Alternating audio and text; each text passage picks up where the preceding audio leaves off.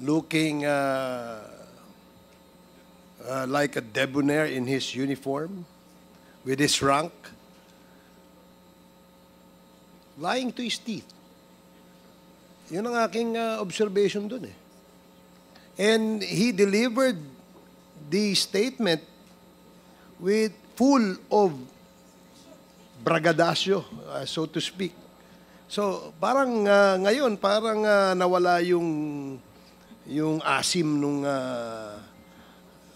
pagbibigay mo ng statement dun sa Senado, Colonel. Then, you keep on invoking your right against self-incrimination, which is a manifestation of hiding from the truth. Yun lang ang aking gustong idagdag dun sa manifestation. So, we now recognize Congressman... Very short, Mr. Chair. Okay. Congressman Paduano, and then Congresswoman Luistro, and then Congressman Flores. Thank you, Mr. Chairman. Just for procedural, I just like once again to inform Colonel Grijaldo that you have all the right now to file a motion for reconsideration the day after this hearing. But I do not believe that you will file because in the first contempt order from this committee to you, you file a certiorari in the Supreme Court. Tama po? But still, baka sabihin mo, question of due process, hindi ka namin binibigyan ng due process dito. That's why I reminded you about your right to file a motion for reconsideration tomorrow in this committee. Now, Mr. Chairman, I'd just like to put on record and to point out the statement, the manifestation from Chairman Acop a while ago with regards to the joint statement of the two lawyers that was present during the incident in which Chairman Abante and Chairman Dan Fernandez was present during that meeting with Colonel Grijaldo.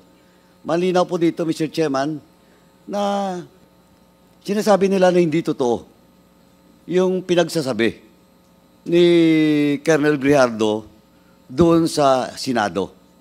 And let me quote, Mr. Chairman, just the two paragraphs, no? Kasi 5 paragraphs, no? Just the 2 paragraphs, no?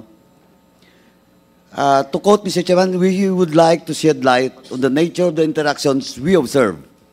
The discussions were focused on ensuring clarity and understanding of Colonel Garma's affidavit, particularly regarding any knowledge of Colonel Grijaldo might have about the reward system mentioned in it. At no point did any of the congressman attempt to pressure Mr. Grijaldo into conforming to a predetermined narrative. Throughout the meeting, we can affirm that we did not witness any form of coercion. Again, to repeat, throughout the meeting, we can affirm that we did not witness any form of coercion or undue influence directed toward Mr. Grijaldo. The discussions taking place were cordial and respectful. Congressman Dan Fernandez and Congressman Abante engaged in a dialogue that was both professional and focused on the matter at hand.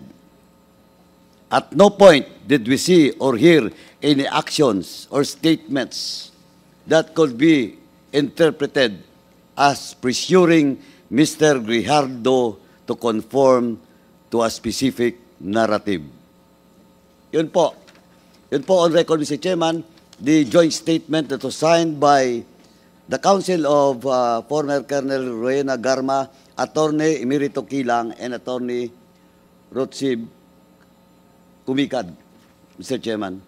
So ito po, nagpapatoo na nagsinungaling si Colonel Grijaldo doon sa Senado. Now, second, Mr. Chairman, I would like to point out, makita po sa CCTV kanina, na paglabas, nakangiti pa. Well, in fact, alam niyo ba, ang kinamayan niya outside of that room was his classmate, Miss Tanya po. And supposedly, kung inipit siya, pressure siya, ang the first person that he approached outside of the room, kaklase niya, yung mista niya, Class 97, in the person of Jimmy Fortaleza. Kitang-kita niyo po, nakakamay pa. Nakasmile pa.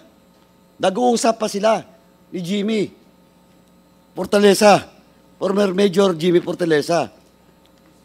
Now, again, Mr. Chairman,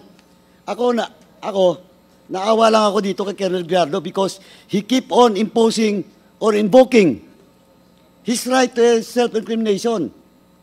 You're a graduate of PNP Class 97. Hindi mo palang napagandaan kung alin doon ang pwede mong invoke at hindi invoke nung tinanong ka Chairman Acop, hindi mo masagot. Any specific basis or laws or articles or section. And now, I would like to remind and educate you, Colonel Gallardo, under Article 3, Section 17 on our 1987 Constitution, tama po, no person shall be compelled to be a witness against himself. That's self-incrimination. But I will cite jurisprudence that you cannot use is in your case. Mr. Gallardo, Supreme Court ruling with regards to Arnold versus Nazareno. Allow me to read, Mr. Chairman, portion of that. The fact that the testimony of a witness may tend to show that he has violated the law is not sufficient. Is not sufficient to entitle him to claim the protection of the constitutional provision against self-incrimination, unless he is at the same time liable to prosecution and punishment for such violation. No case has been filed against you, Colonel Gallardo. That's why in that Arnold versus Nazareno, you cannot invoke such provision of the Constitution, Mr. Gallardo. Our second jurisprudence, Rosette versus Lim.